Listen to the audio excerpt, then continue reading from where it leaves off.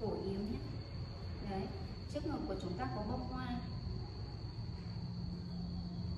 và chúng ta có hai cái vạt tứ thân nhé. Đây, váy của chúng ta là váy liền, áo yếm phần trên là màu hồng kết hợp với bông hoa màu vàng đan xen màu xanh rất là đẹp ạ. Áo này của chúng ta liền chân váy luôn nhé. Đây. Và với hai vạt tứ thân của chúng ta đây,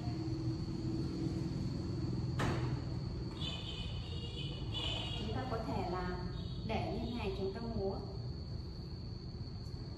hoặc là chúng ta có thể thắt cái đai sườn này của chúng ta vào đây.